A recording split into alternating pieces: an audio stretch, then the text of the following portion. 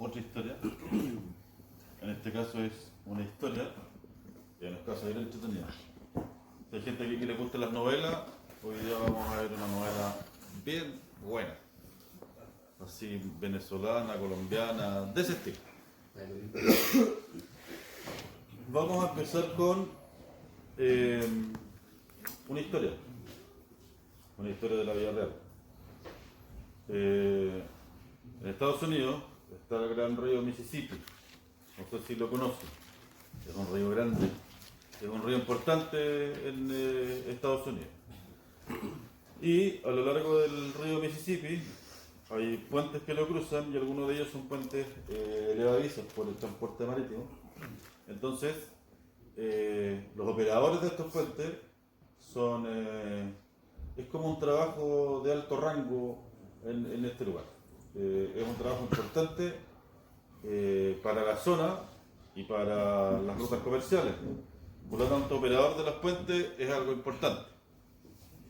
Y cuenta la historia de uno de estos operadores que quería, se sentía orgulloso obviamente de su trabajo, y un día lleva a su hijo pequeño a verlo el trabajo porque él quería que su hijo supiera lo que hacía, viera lo que hacía, y seguramente, me imagino yo que como tantas otras cosas que son de estas tradiciones que se van pasando de los padres a los hijos.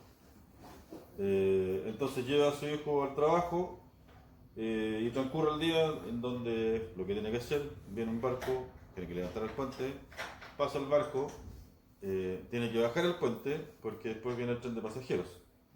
Y estaba en eso, estaba bajando el puente cuando el hijo se cae al río. Ahora, el tipo no puede abandonar los controles porque para que el puente termine de bajar y pueda pasar el tren, él tiene que permanecer en los controles. Entonces se ve envuelto en una situación complicada. El hijo se cae al río y obviamente si yo no lo agarro al tiro, no lo agarro. Y por otro lado tengo las manos en los controles en donde el puente tiene que terminar de bajar para que pase el tren de pasajeros. ¿Qué hago? Pero eso lo vamos a ver al final. Esa es la introducción, ¿no? Mientras tanto, quiero que lo dejen ahí en un rinconcito de su mente porque vamos a volver al final a eso. Eso tiene que ver con lo que vamos a ver hoy día. Y lo que vamos a ver hoy está en Salmo 55, del versículo 4 al versículo 14.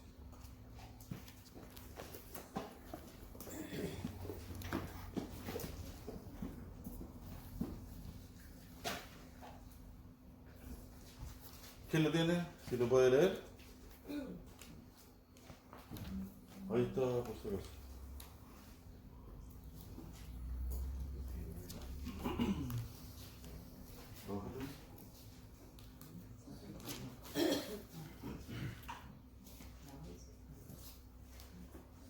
¿Alguien lo tiene?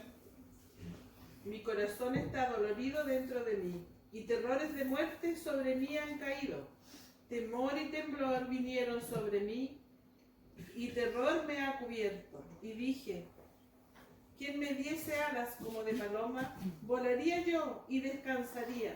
Ciertamente huiría lejos, moraría en el desierto, me apresuraría a escapar del viento borrascoso de la tempestad.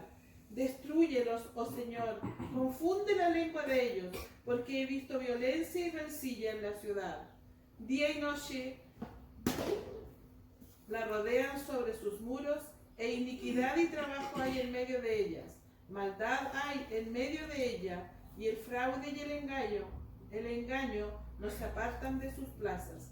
Porque no me afrentó un enemigo, lo cual habría soportado, ni se alzó contra mí el que me aborrecía, porque me hubiera ocultado de él, sino tú, hombre, al parecer íntimo mío, mi guía y mi familia, que juntos comunicábamos dulcemente los secretos y andábamos en amistad en la casa de Dios.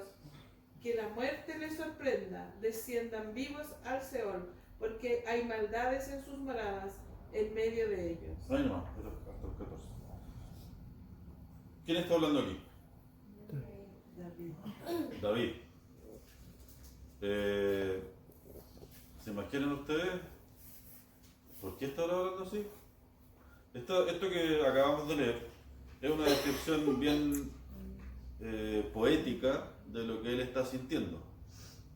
Pero si lo tratáramos de simplificar o en un lenguaje un poquito más sencillo, nos vamos a dar cuenta que lo que David está haciendo está compungido y está verbalizando lo que siente, producto de una traición.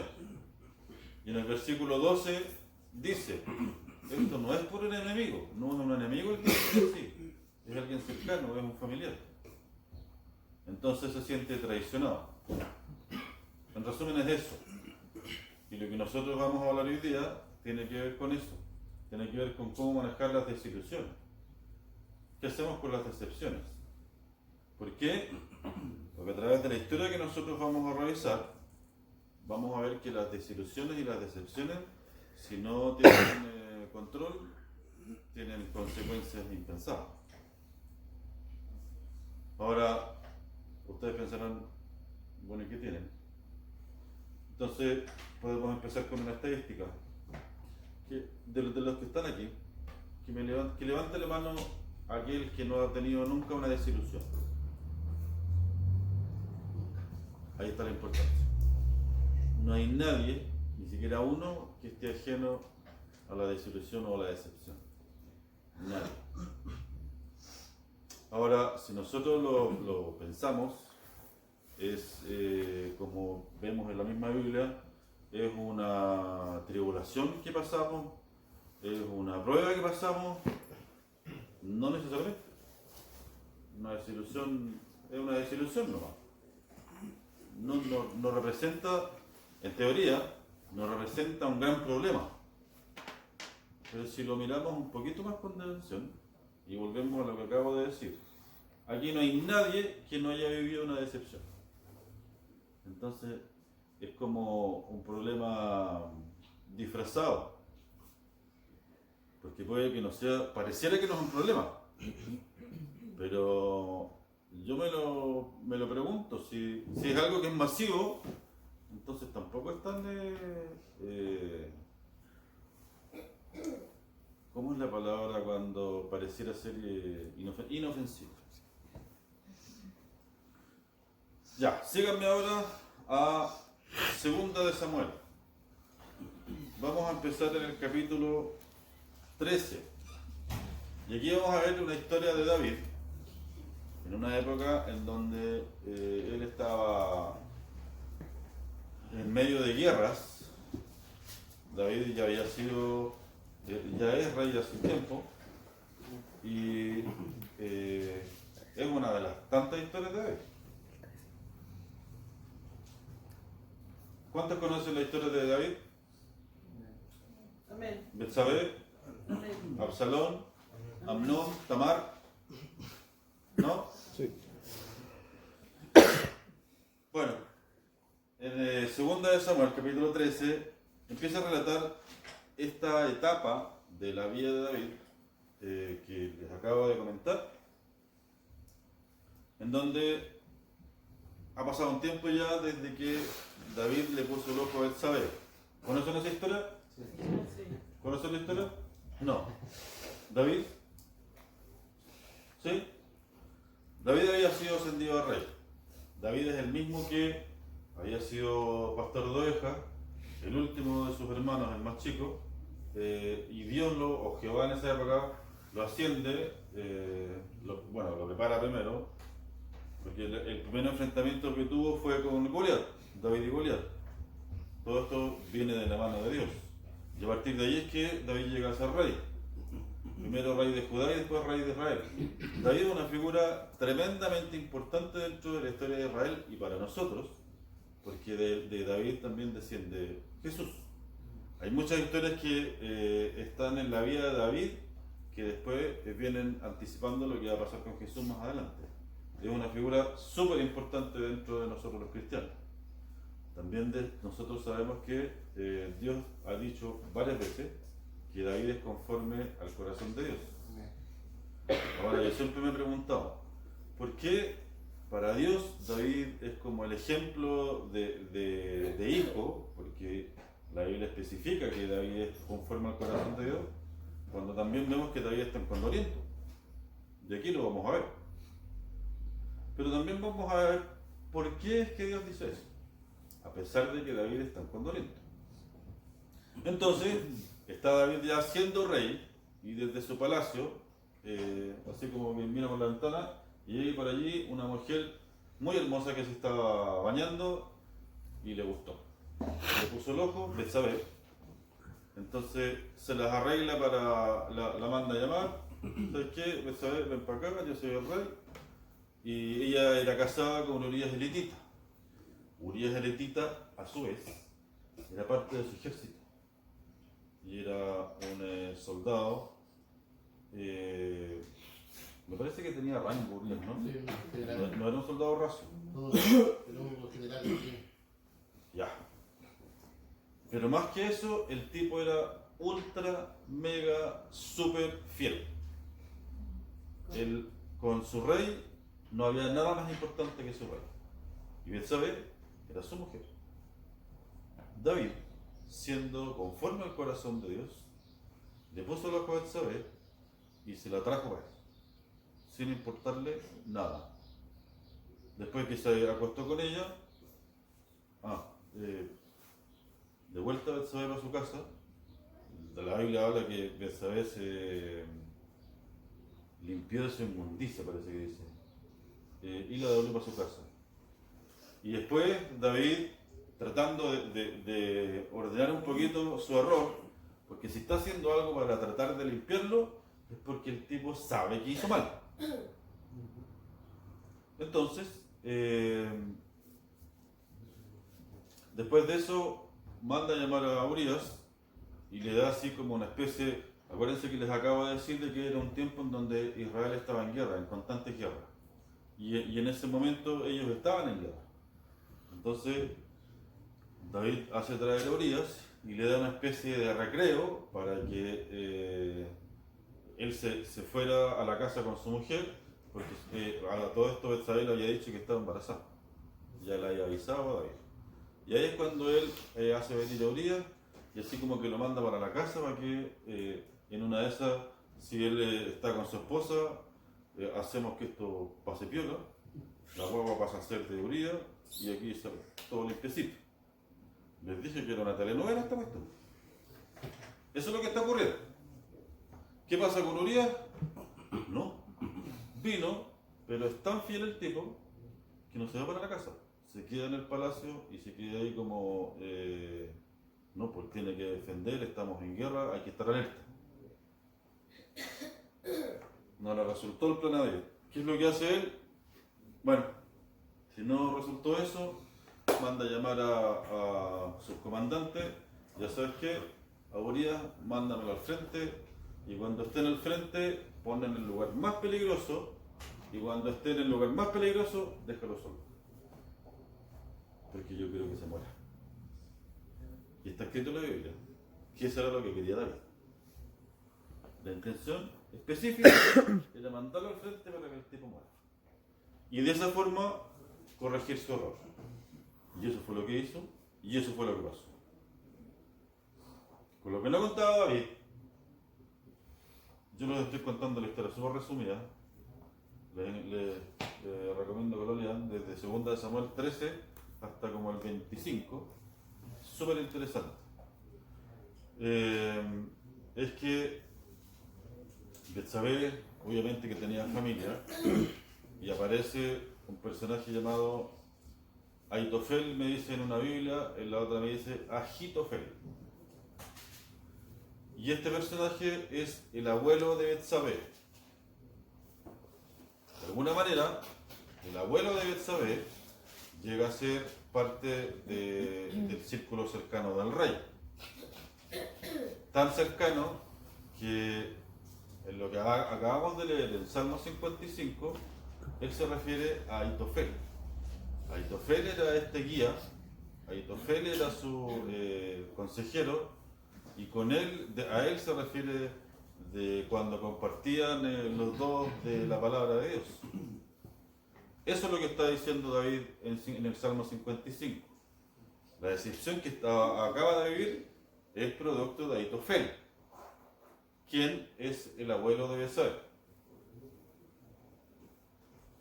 Vamos, ¿cierto? ¿Por qué tiene una decepción con Ahitofel?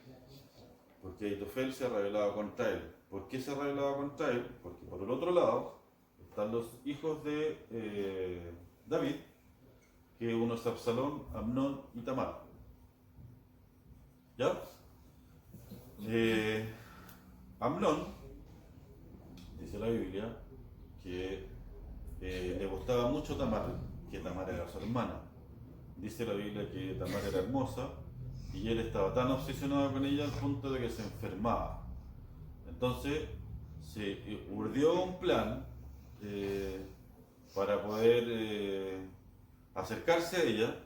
En el fondo lo que él quería era violarla, a su hermana, hijos del rey, y lo hizo. Su hermana, una vez que se dio cuenta de cuáles eran sus intenciones, lo trata de detener y le dice: por favor no hagas esto, porque si tú haces esto, tú te vas a condenar, va a tener consecuencias terribles, a mí me vas a dañar muchísimo, cuando es evitable. Si tú hablas al rey y le dices al rey que me entregue a ti, él te lo va a hacer. No es necesario esto que estás haciendo. Y él no la escuchó y procedió y la violó. Y una vez que la violó, también lo especifica la Biblia, dice que así como la amaba antes, ahora la odiaba más que lo que la amaba. Por lo tanto, la echa a patadas de su casa y la despreció. Yo creo que la despreció. ¿Cuál perro que uno patea en la calle? Entonces, bueno, Tamar, obviamente que se fue corriendo deshonrada y se fue a buscar a su hermano Absalón y le contó: mira lo que me pasó. Y Absalón protegió a su hermana y le dijo: ya no te preocupes, lo vamos a arreglar. Resulta que esto llega a oídos del rey. ¿Qué hizo el rey? Nada. Yo me imagino que no supo qué hacer. Si al final todos los enviados son sus hijos. Absalón no pudo superar esto. Esto generó un odio terrible hacia su hermano Amnón y esperó 2 años para urdir un plan para vengarse. ¿Esa venganza en qué consistió? Lo mató. Absalón mató a Amnón porque Amnón había violado a Tamar. No estamos hablando aquí de una pelea chiquitita. Miren, todo esto está ocurriendo en la casa del rey, los hijos de David. David, quien es conforme al corazón de Dios. Yo cuando iba leyendo todo esto, lo que no se me salía de la cabeza: David, hombre conforme al corazón de Dios. Nosotros nos pasamos en nuestras vidas como cristianos, ya, yo voy a hablar por mí, siempre pendiente: es que no tengo que hacer esto, es que no tengo que hacer lo otro, porque se supone que nosotros queremos que cuando Dios nos vea, nosotros como sus hijos, nosotros seamos agradables delante de Él. Por lo tanto, debemos mantenernos correctos, justos y etc. Pero aquí estoy viendo una desgracia tras otra en cosas que son terribles, como violaciones y muerte, y este hombre era conforme al corazón de Dios. Pero hay una trampa. Hay una trampa en todo esto. Ya, pero vamos a cerrar la historia antes. Ya, está ocurriendo todo esto, ¿cierto? Al final, Absalón logra matar a su hermano. Obviamente, como mató a su hermano, ahora tiene que arrancar, porque obviamente que todas estas cosas son crímenes terribles. Y al arrancarse, ¿por qué él hizo esto? Porque vio que su papá, David, no hizo nada por su hermano. Y eso generó dentro de él rencor. Se enojó con David porque ¿cómo no vas a hacer nada con esta afrenta? Eso provocó que él odiara a su hermano, después lo mató, después arrancó, y una vez que arrancó, ya sé que el rey que tenemos no sirve para nada, así que se rebeló contra él. Y es ahí en donde entra en juego Aitofel, abuelo de Betsabé, que ya le tenía sangre en el ojo a David por haber visto lo que hizo con Betsabé. Entonces, cuando Absalón arranca, rebelado contra el rey, Aitofel ve su oportunidad y ahí se hace alianza con Absalón para rebelarse en contra del rey. ¿Ven el enredo? Les dije que era una tarea buena. Una vez que esto está en movimiento, es que aparece el Salmo 55 que leímos recién. Y es cuando todo esto está ocurriendo que David expresa todo lo que expresa en el Salmo 55. No es un enemigo el que me ha afectado, es mi hermano, es mi familiar, es mi cercano el que me traiciona. Y si ustedes empezamos en el 55:4, ¿cierto? David empieza diciendo: mi corazón está dolorido dentro de mí y terrores de muerte sobre mí han caído. En el 5, temor y temblor vinieron sobre mí y el espanto me envuelve. Yo les he dicho otras veces que cuando yo estoy en estas cosas me trato de imaginarlas en mi cabeza como si fuera una película para entender, para tener una idea cabal. Estamos hablando de David que combatió contra Goliat. Una vez que le ganó con una piedra, fue hasta donde estaba Goliat, agarró la espada de Goliat, que era más grande que él, y le cortó la cabeza. ¿Les parece a ustedes que eso lo hace un cobarde? No. Ya tenemos una idea de más o menos cómo era el carácter de David. Si vamos un poquito más atrás, cuando David era pastor, combatió con cuerpo a cuerpo, defendiendo sus ovejas, con un oso, y lo mató. Con leones, también. Y después cuando David llega a ser rey, ¿qué es lo que está haciendo? Les dije delante, les dije una pista. David empezó siendo rey de Judá, terminó siendo rey de Israel, o sea, de todas las tribus. ¿Les parece que era cobarde? ¿Les parece que David era, no sé, mediocre, culero? No. David se representa como una figura poderosa, grande. Era un hombre no solamente valiente, era un hombre de guerra, con carácter. Era un rey, propiamente tal. Entonces las palabras que están en el versículo 4 y 5 son un poco confusas porque, los vuelvo a leer: mi corazón está dolorido dentro de mí y terrores de muerte sobre mí han caído. ¿Terrores de muerte? En el 5, temor y temblor vinieron sobre mí y el espanto me envuelve. Después en el 6, y dice: ¿quién me diese alas como de paloma? Volaría yo y descansaría. Si yo soy un rey poderoso, que ya he combatido contra osos, contra leones, tengo un ejército tremendo, he ganado batalla, estoy en una posición de poder en el mundo, ¿por qué se me ocurre compararme con una paloma y no con un águila, con un halcón? No sé qué pájaro más grande que esos hay. Si en ese lugar estoy.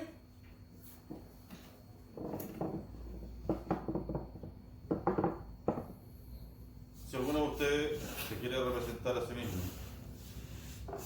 se va a representar que con un ratón, con un helado. Si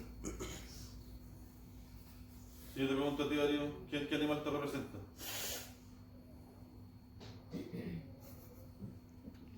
Voy a decir.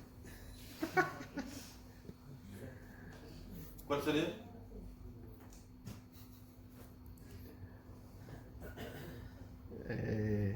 Yo creo que un águila.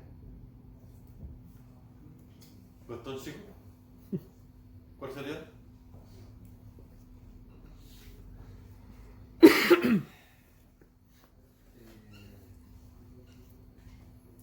Un león.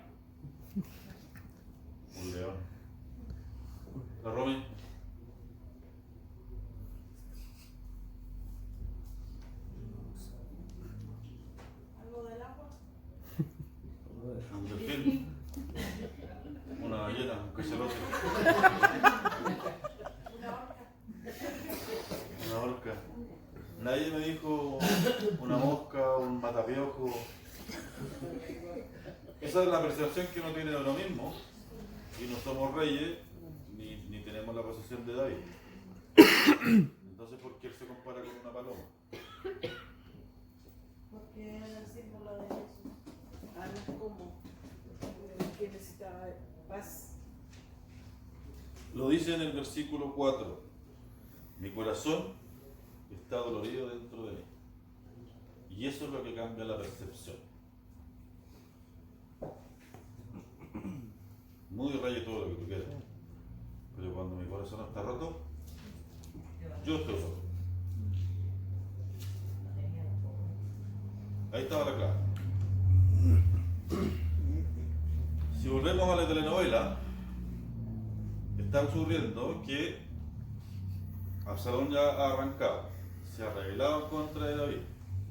Hay un ejército que él ha juntado, hay gente que ya él ha convencido para todos ir en contra de David y derrocarlo.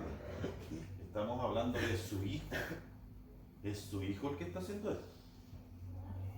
Y después por el lado, por aquí, por el costado, Ahitofel ve su oportunidad, seguramente por mucho tiempo guardó esta rabia en contra de David por lo que había visto con su nieta Betsabé. Entonces forma alianza con Absalón para derrocar a David. En esa situación estamos. Y cuando están en estas conversaciones, ya lo vamos a hacer así, lo vamos a hacer así. Y Ahitofel, que había sido el guía y el consejero de David por no sé cuánto tiempo, ahora quiere hacer lo mismo con Absalón. Y Absalón, que está en otro estado mental, que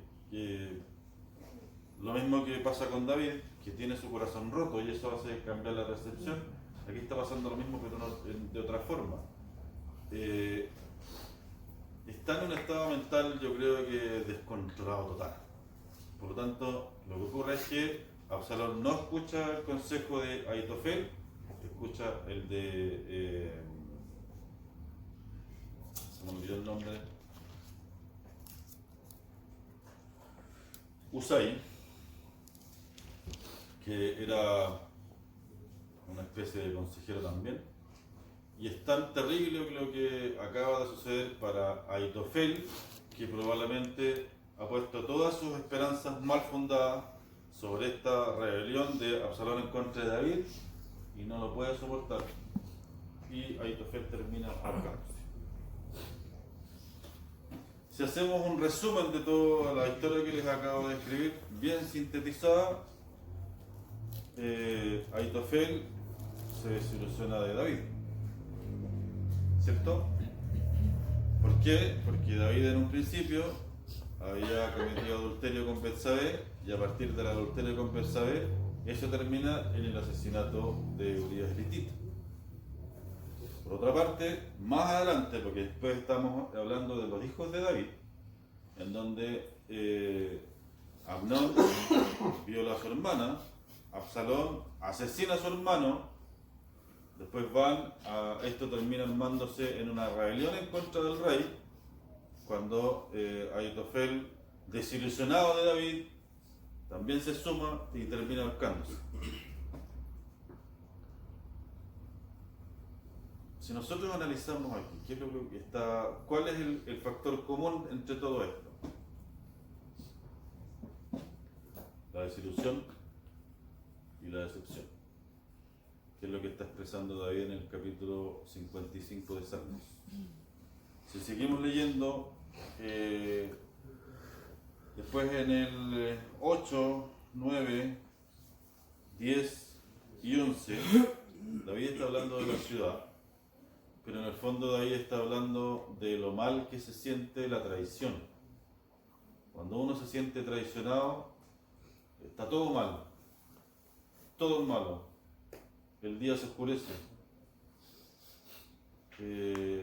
Entre la rabia y la desilusión que se sienten, te cambia la percepción de todo. ¿O no? ¿Hay alguien que lo veía diferente? Y es tal cual como lo explica David.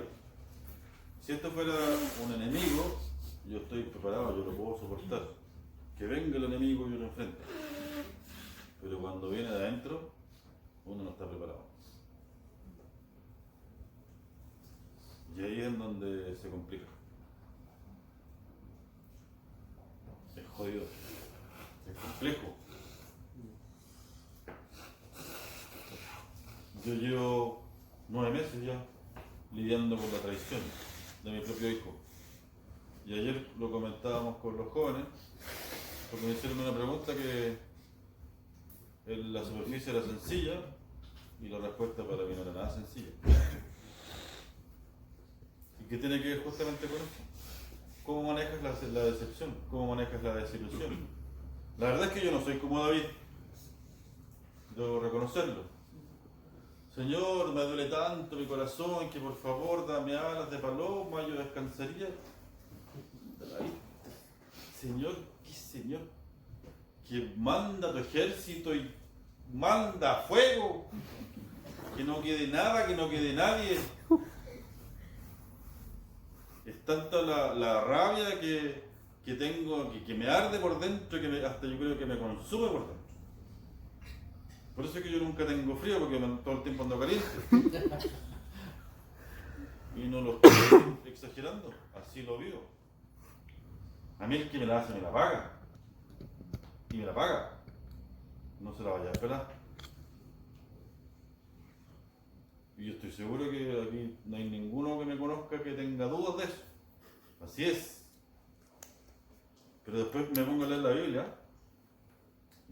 Siempre hablamos de que al que le toca predicar es el primero que la vive. Cuando la estaba leyendo yo me acordaba. Porque no se me quitaba de la cabeza, como dije en un principio, de que David es conforme al corazón de Dios. Si bien es cierto, nosotros podíamos atribuirle toda esta desgracia que les dije al mismo David por el error inicial de haber cometido adulterio con Betsabé.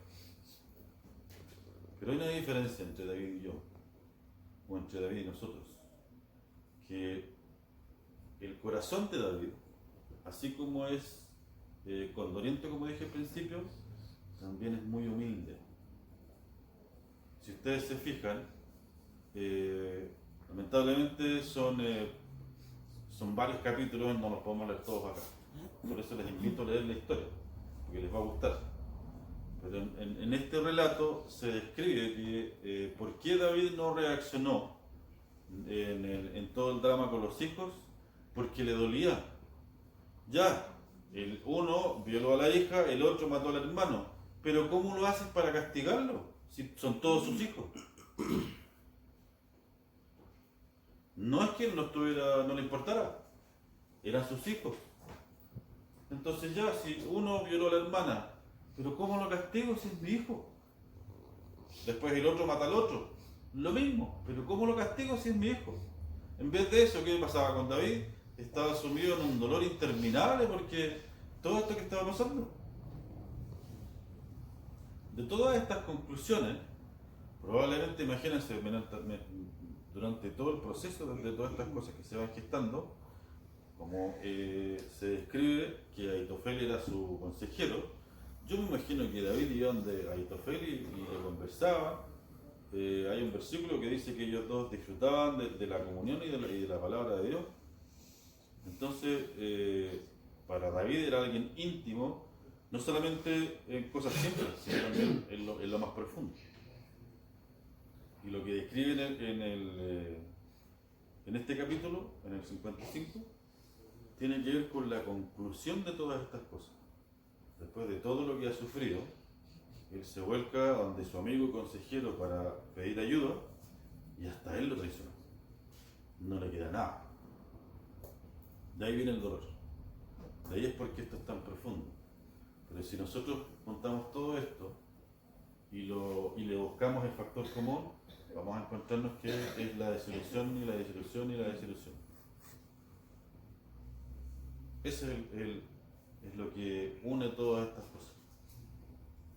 Ahora, como les dije al principio, la desilusión y la decepción no son tremendas tribulaciones, pero si no se manejan, miren cómo terminan.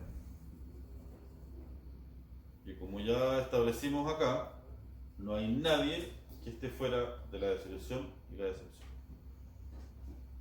Nadie. Por lo tanto, sí es un punto al que poner atención.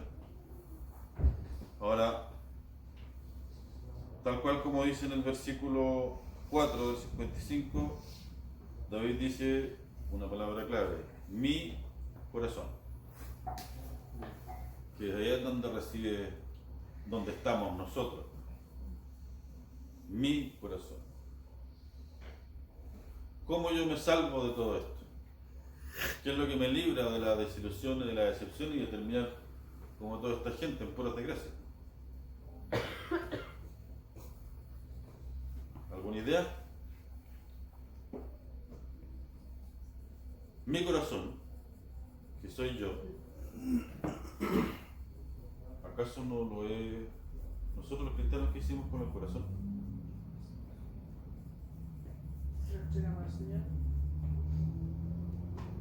Mi corazón es mío, pero no es mío, porque ya le pertenece a Cristo, Amén. que era lo que hizo David. La relación de David con el Señor era tan genuina que así como era tan...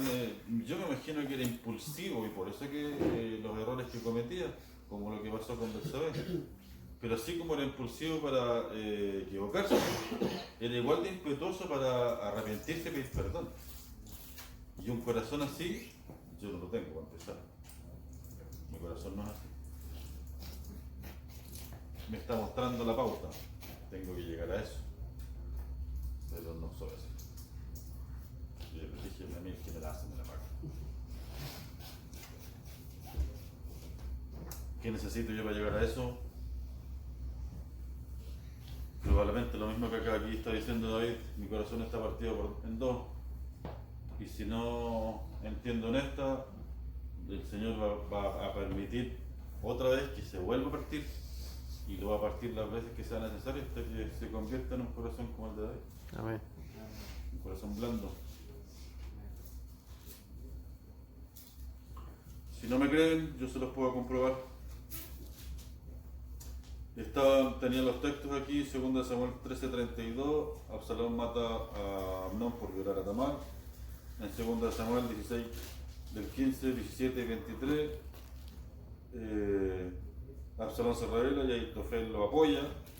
Después en el 23:34 habla de por qué Ahitofel se decepciona de David. En el 17 Ahitofel se ahorca. De ahí estaba como toda el tiempo o la cronología de toda la historia. Y después en el 55:22, en el Salmo, después de que David ha expresado todo lo que hay en su corazón a raíz de la decepción, es bien poético su relato. En el 20 dice: extendió sus manos contra los pacíficos y violó su pacto. Ahí está hablando de David. Ha quebrado el pacto con él.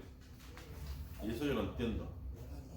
Cuando hace años atrás yo me separé, fue todo un rollo con el tema del pacto. Cuando uno hace un pacto con Dios, romper el pacto, el pacto es indisoluble. Ya hemos estudiado sobre los pactos. Entonces está diciendo que violó su pacto.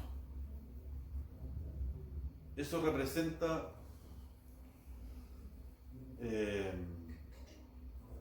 esto es algo que ya no tiene vuelta.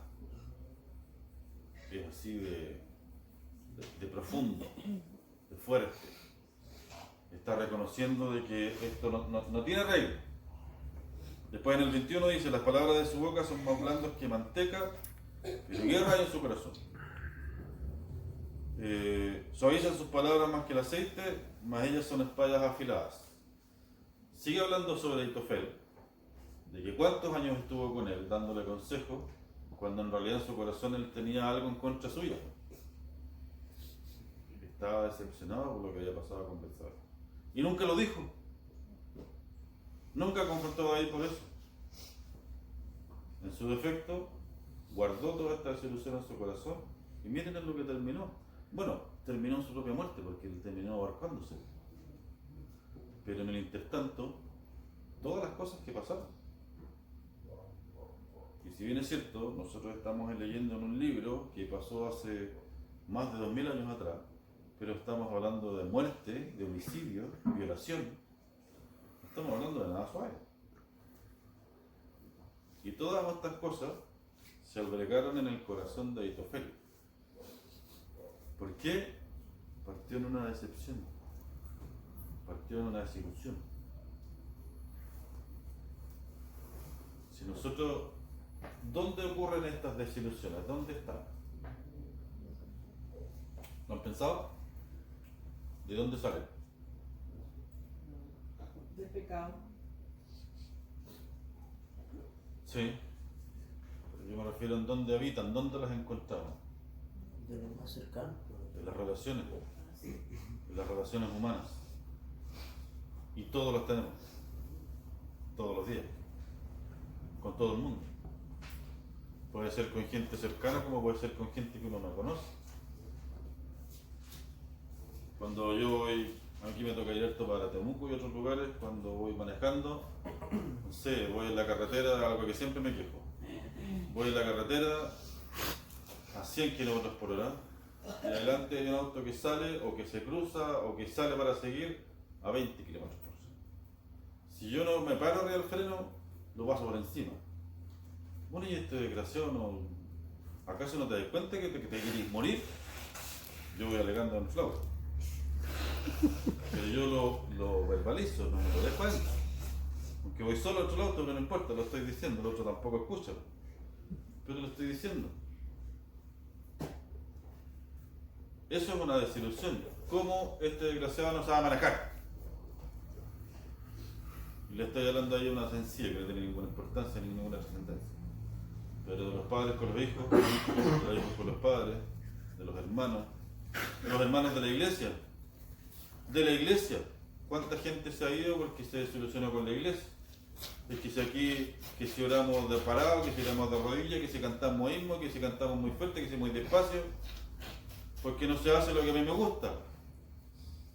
Eso es una desilusión. Personas que terminan fuera de la iglesia y yo les podría apostar plata que, ¿cuánto? 9 de cada 10 que se han ido de la iglesia no están en otra iglesia. Al final terminan perdidos. Esperemos que no. Yo estoy casi seguro que sí. Y eso empieza en una desilusión. En las relaciones de trabajo, todo el mundo trabaja. Cuando en el trabajo no es como yo quiero, cuando mis colegas no son como yo quiero, y etcétera, etcétera, etcétera. Puedo estar equivocado como puedo estar en la razón. En realidad eso da lo mismo. El tema es que todos estamos expuestos a las desilusiones y a las decepciones todos los días. Y la pregunta es, ¿qué hacemos con ellas? ¿Y cómo las manejamos? David nos da la respuesta en el 55:22. Echa sobre el Señor tu carga, y Él te sostendrá, no dejará para siempre caído al justo. Amén. Lo vuelvo a leer. Echa sobre el Señor tu carga, y Él te sostendrá, no dejará para siempre caído al justo. Detengámonos en Él para siempre. Sí, yo echo sobre Dios mi carga, Él me sostiene, pero cuando dice para siempre, ¿significa que me la dejó pasar? No, dice que no va a ser para siempre. ¿Me la dejó pasar? ¿Por qué no me la evitó? No, te la va a dejar trabajar un par de años. Tiene que trabajar contigo un par de años. ¿Por qué no me la evitó? ¿Para qué? Tenía que hacer eso para que se arreglara el soldado que tiene ahí en el ejército. Ahí está la gracia. A los 55 por lo menos. Va a estar más o En menos. el capítulo 55. Estas cosas, incluyendo las desilusiones y las decepciones, acuérdense de que para el justo todo le ayuda bien. Por lo tanto, así como nos vemos afectados por estas cosas nos ayudan a bien. Amén. Y es necesario que nuestro corazón sea preparado. Nuestro corazón debe ser medio, debe ser pesado por Dios mismo. Amén. Y es a través de estas cosas que las va haciendo. Como hablábamos con los jóvenes ayer, el que decide finalmente soy yo. Ellos me estaban hablando, me estaban preguntando sobre cómo uno puede, ¿qué es lo que era? ¿Defenderse, diferenciar sobre la carne y el espíritu? ¿Cómo era la pregunta? Estábamos hablando de crucificar a Dios en la cruz. De crucificar, claro. La carne o el yo en la cruz. Entonces yo les cambié la pregunta porque sí, yo entiendo lo que ustedes dicen, pero para mí la carne no está en la carne, para mí la carne está aquí. Porque la batalla en mí está aquí. Y les daba un ejemplo. Con lo que yo he vivido con mi hijo es como que he pasado todas las etapas del duelo. El de la negación, la rabia, qué sé yo. Y siempre como que ando un poquito pegado en la etapa de la rabia. Como que la rabia se queda bien ahí. De que te pega. Sí. Lo reconozco. Soy honesto por lo menos en eso. Sí, yo sé que hay muchas emociones y sentimientos que los viven ustedes. Yo no los vivo mucho. Yo como que tengo una emoción para todo, que es la rabia. Yo todo lo canalizo con la rabia. Así como que Felipe se triste, qué sé yo, la verdad es que no, tiene rabia. Por lo tanto, esta situación con él, generalmente yo la vivo a través de la rabia. Entonces les daba un ejemplo. Si yo dejara que todo esto fluya libremente, supongamos que el día de mañana, así como hemos orado y como nosotros confiamos, Dios debe estar haciendo alguna obra, o yo espero al menos que en su misericordia debe hacer alguna obra con él y lo trajera de vuelta. Y que esto ocurriera en cualquier día. Que él viniera o que llamara o mensaje de texto, cualquier cosa, y justo me pilla a mí con rabia. ¿Y qué hago yo? Descargo mi rabia porque no tenía la oportunidad de descargar. Entonces la obra de Dios queda en nada. Porque yo me meto entre medio y hago por el deseo. Así como la historia que hemos visto aquí. ¿Motivada por qué? Por una desilusión interminable. ¿Cómo es posible que yo, que lo crié de potrillo, claro, no. ¿Cómo es posible que este que yo crié haya hecho cualquier cosa menos lo que yo le enseñé? La desilusión es interminable. Y motivado por esa desilusión, dejo que la rabia fluya cuando inconsciente yo de lo que Dios puede haber estado trabajando en su corazón. Ahí viene como la primera muestra y yo dejo las cosas al tiro. ¿Ustedes creen que yo no lo he pensado? Sí lo he pensado. Millones de veces. Entonces depende de mí. Dios hace la obra, pero el corazón es mío. Entonces ahí es cuando cobra otro sentido, cuando nosotros los cristianos, se supone que una vez que conocimos al Señor, entregamos nuestro corazón voluntariamente para que Él lo transforme y le dé la forma que es necesaria. Eso significa que en esos momentos así debería ser. Y no ser yo el que otra vez toma la bandera de la justicia y de la verdad. Porque yo se lo estoy diciendo lo que a mí me afecta. A mí cuando me arraiga, qué sé yo tengo la razón. Yo tengo la verdad. Así que mi batalla es justa. Sí, y si lo pusiéramos esa batalla justa, la ponemos en el tribunal de Cristo, ¿seguiré teniendo la razón?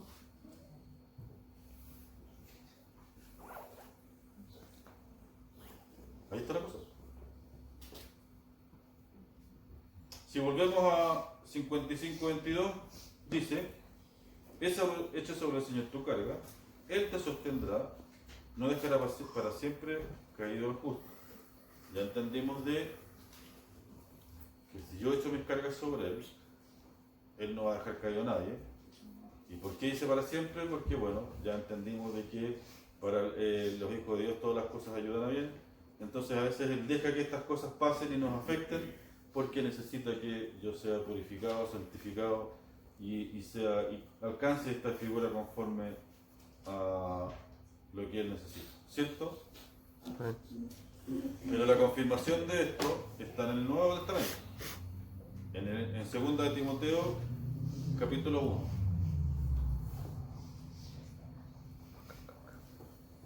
Se nota que no está el pastor. Porque si no ya lo estaría leyendo.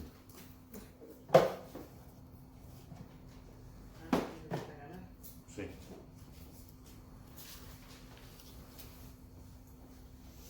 ¿Lo tienen?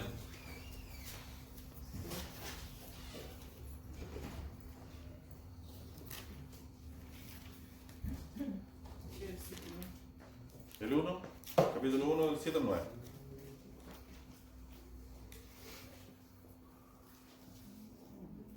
¿Quién lo lee?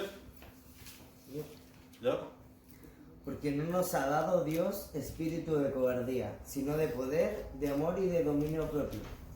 Por tanto, no te avergüences de dar testimonio de nuestro Señor, ni de mí, preso suyo, sino participa de las aflicciones por el Evangelio según el poder de Dios, quien nos salvó y llamó como llamamiento santo, no conforme a nuestras obras, sino según el propósito suyo y la gracia que nos fue dada en Cristo Jesús antes de los tiempos de los siglos. Amén. Ya, ahí está la respuesta. Nosotros debemos entender, como seres humanos, que tenemos que dejar de justificar nuestro pasado por las cosas que sentimos. Amén. ¿Se entendió? Amén. Lo repito. Tenemos que dejar de justificar el pasado o lo que sea por lo que sentimos.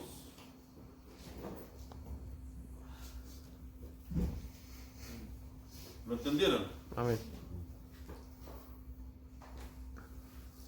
El otro día hablaba con una amiga y fui muy desilusionado de su casa porque no pude convencerla, porque me contó de que tenía que ir a una sesión con un psicólogo porque le iban a hacer una regresión a través de una hipnosis.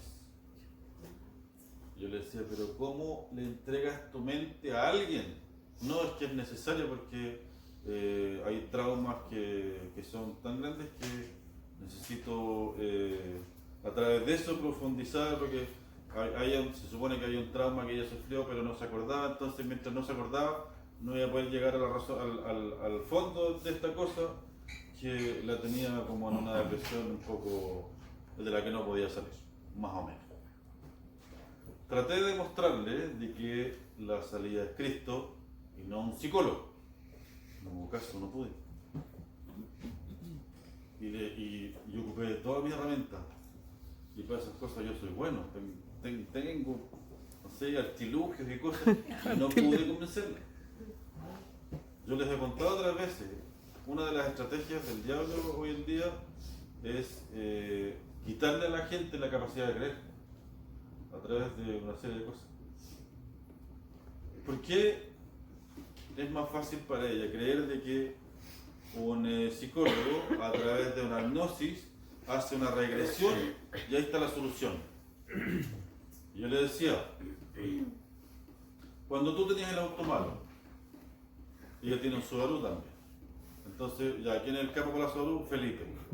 Si tú tenías el auto malo, ¿qué así? Me llevas el auto y lo arreglo. Ya.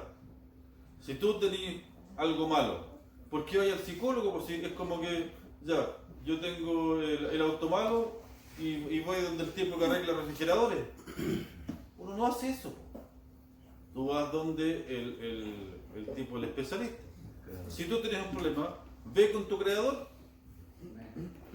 Pero eso es algo que no es tangible. Pero ¿cómo? ¿Qué? No pude convencerla.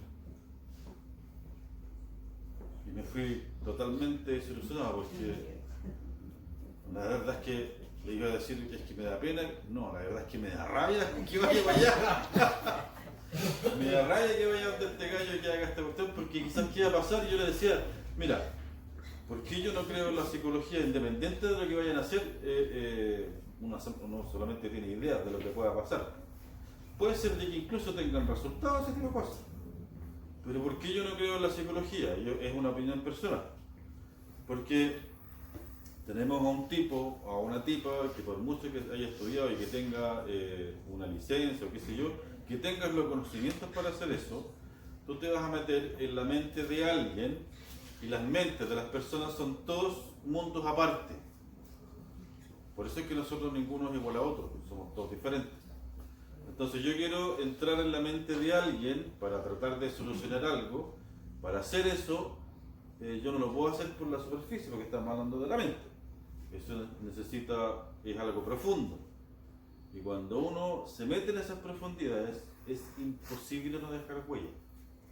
Si yo hago eso, si yo me meto en la mente de alguien, voy dejando huellas, mi huella, voy dejando un rastro. Entonces, el propósito original se pierde. Porque yo estoy tratando, yo voy a entrar en la mente del Darío para solucionar un problema de Darío. Ya, llego allá y no sé, y empiezo a sacar, qué sé yo, lo que sea que haya que sacar y después limpiecito y esto se arregla. Y me da rabia. Buen punto. Pero yo dejé rastro hasta donde llegué ahí. Y supongamos que mi rastro en este caso es la rabia.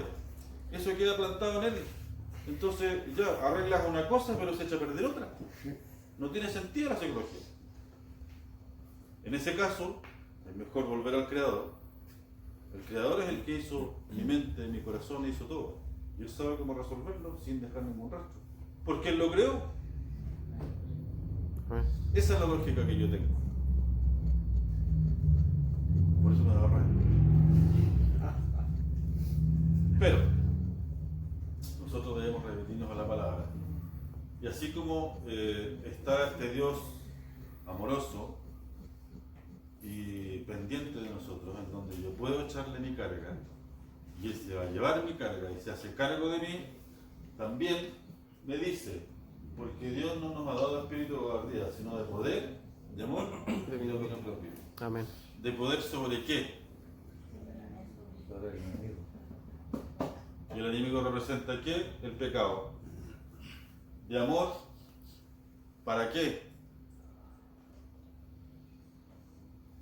Para bendecir a otros. El amor le sirve para todo, ya sea como para mí como para los demás. Y dominio propio, y esa es la que me gusta a mí. Para que el asunto no me controle. No se les está pidiendo, no es una opción. Se les ha dado dominio propio, para que se hagan cargo de ustedes mismos. Para que nos hagamos cargo de nosotros mismos. Amén. Amén. Amén. Y créanlo o no, yo soy re capo para eso. Porque si no fuera así, verían la rabia que se apodera de mí. Y ustedes no la ven, yo la tengo controladita.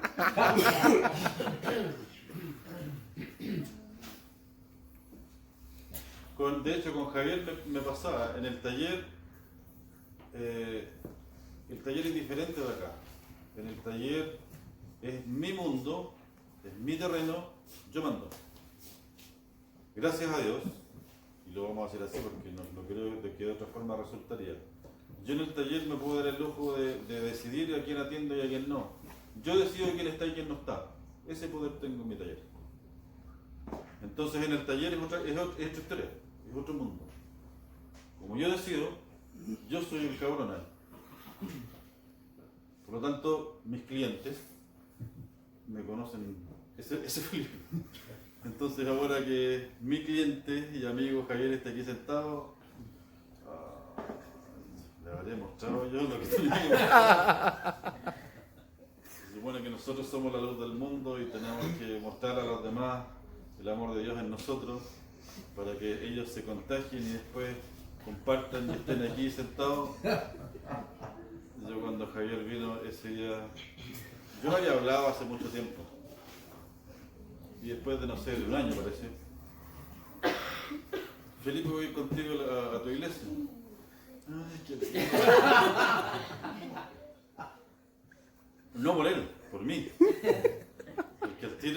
casita.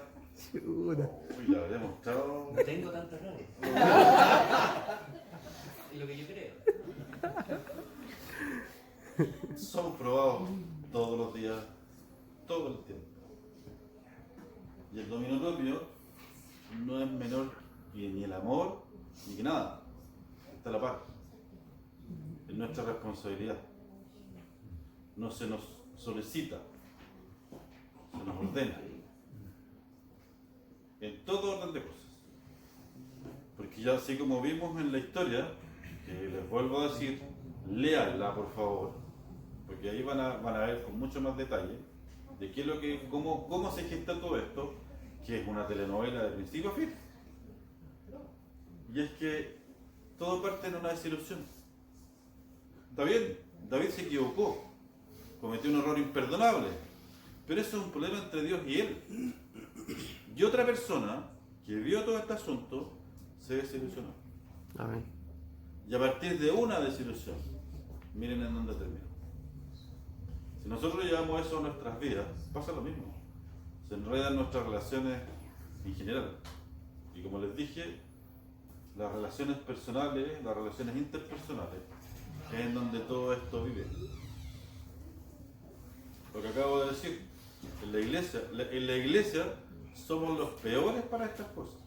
Somos los primeros en criticar, somos los primeros en juzgar, que si, no sé, vimos pasar a Felipe enojado, mira este otro, qué carácter de Cristo ni qué su cuerpo. En la iglesia somos así. Y hasta en eso incluye el dominio propio. Nosotros, con la ayuda del Señor, y está el otro versículo, que entreguemos todas nuestras cargas, somos capaces de tener dominio propio, para bien y para mal. ¿Se entiende? Amén. Sí. Ahora, no creo que quieran vivir una telenovela todo el tiempo. Todos queremos tener vidas tranquilas. Y lo más importante es que queremos estar aprobados cuando Cristo venga por nosotros. Amén. Así lo vamos a lograr. Amén. Amén. Espero que lo hayan entendido. No por ustedes, sino que por mí, porque ya lo he dicho otras veces. Se me agolpan a mí las cosas en la cabeza y... Antes de terminar la historia del puente. ¿Verdad? Me reclamaron la vez anterior, igual se me quedó. Ya, quedamos en que estaba bajando el puente para que pasara el tren de pasajeros. Cae el hijo al agua. ¿Qué hago? ¿Qué decidió este pobre hombre?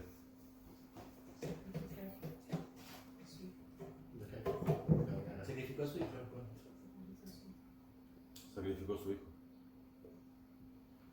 Ahora, nosotros podríamos analizarlo esto desde muchas perspectivas. Yo lo puedo llevar incluso a Cristo. Dios sacrificó a su hijo por nosotros.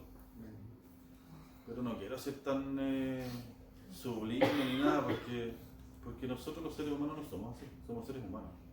Somos de carne y hueso, y somos pencas, somos fome, tenemos mal. Y eso me parece más real.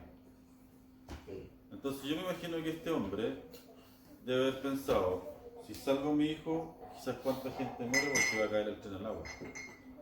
Y eso es lo que iba a pasar. Si él no terminaba de bajar el puente, el tren iba a venir con pasajeros, se iba a descarrilar, iban a haber muchas pérdidas materiales y humanas. Pero iba a estar mi hijo, al final ¿qué me importaría? Mi hijo. Pero yo me imagino que este gallo, además de eso, tenía que haber pensado en que, como lo dije en un principio, el trabajo que yo hago es importante. Yo creo que por ahí fue. No creo que haya sido yo me voy a sacrificar por toda esta gente que podría morir y que yo no conozco. No, yo creo que él se sacrificó por su trabajo. Fue responsable con la labor que tenía, porque es algo de categoría en estos lugares, ese trabajo, y bueno, tiene sentido, pues sí, es importante lo que hace. Sí, pero después de que todo esto ocurra, es él el que queda con un hijo menos. Todo el mundo se va a sus casas felices capaz que nunca van a saber que fueron salvados por el sacrificio de uno, pero él se va a la casa con un hijo menos y sabiendo que lo dejó morir.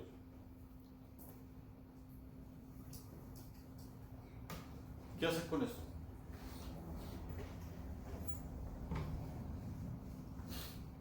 ¿Viste que no es tan sencillo la desilusión? Que parece sencillo, pero que no lo es. Lo que ocurre al final de la historia es que el tipo es héroe nacional. Y hasta la película se ha hecho de él. No sé, no especifica eso porque esto no es una historia cristiana. Pero yo me imagino que él hizo las paces consigo mismo. Porque entendió que lo que hizo tenía propósito. Y que no fue por... no fue antojazo ni nada. O sea, era eso o algo muchísimo peor. Y a veces pasa. A veces pasa. Este año, por ejemplo, yo estoy... no la he pasado muy bien, por lo que ya les contaba con mi propio hijo, pero también por una serie de otras cosas en las que me he visto envuelto, con amigos y con gente cercana, en donde yo lo único que he hecho es tratar de ayudar y tratar de aportar, y me he llevado lo peor. O una cosa parecida a lo de él. A veces nos toca. Y yo creo que nadie tiene la culpa. Dios sabrá por qué las dejó pasar. Nos está enseñando. Y en eso estoy yo. Más allá de la rabia y más allá del chiste que hacemos acá, yo soy honesto en decir, sí, esto es lo que yo tengo dentro. Rabia. No me presento aquí como, sí, hermanos, si yo los amo a todos porque el Señor nos ama. Mentira. Tengo muchos problemas yo con quererme a mí mismo porque yo veo lo que tengo dentro. Y en ese proceso estoy. Mi telenovela es con el Señor ahora. Pero yo entiendo que mi corazón, yo creo que en esta pasada fue pesado, fue medido y salió por la raya. Cuando nos sacudimos en el arnero, lo que cayó era por la raya. Entonces entiendo de que mi corazón necesita ser más parecido al de David, que es conforme al corazón de Dios, y en ese proceso estoy. Entonces eso me permite ver que cuando estoy metido en problemas y me veo afectado por las miserias y las tonteras de los demás, no es culpa de los demás. Es culpa de los demás. Yo estoy viendo que sí. Pero yo no tengo que quedarme con eso, yo tengo que mirar al fondo. Tengo que ver lo que Dios busca, lo que Dios espera. Lo que debería ver cuando Él me mire, lo que Él debería ver. Eso es lo que... el fondo de la historia, y en eso estoy yo. Espero que al final de la telenovela salga que tenga un final feliz. Espero. Porque hay que pasar. Y así como la historia que contaba la pastora el viernes, a ella le pasó algo parecido. Por una situación súper fortuita, de repente aparecen cosas en su corazón que ella ni siquiera sabía que tenía. Estamos siendo sacudidos, estamos siendo perfeccionados en el fondo. Amén. Lo otro que yo hablaba con los chiquillos ayer, si bien es cierto, igual que David, siempre vamos a estar, nos vamos a equivocar, sí nos vamos a equivocar. La culpa, déjenla atrás, déjenla pasar, no se la guarden, porque todos nos vamos a equivocar, y no hoy día, y mañana y pasado. Sí, el tema es que no nos quedemos solo en eso, sino que siempre tengamos ese ímpetu de perfeccionándonos y tener la humildad también de reconocer cuando nos equivocamos y arrepentirnos y seguir. Amén. Y la culpa, tírenla para atrás, no se la lleven a cuesta, porque eso solamente los va a ralentizar más. Amén. Amén. Amén. Bueno, como dice el pastor Cristian, que el Señor nos ayude.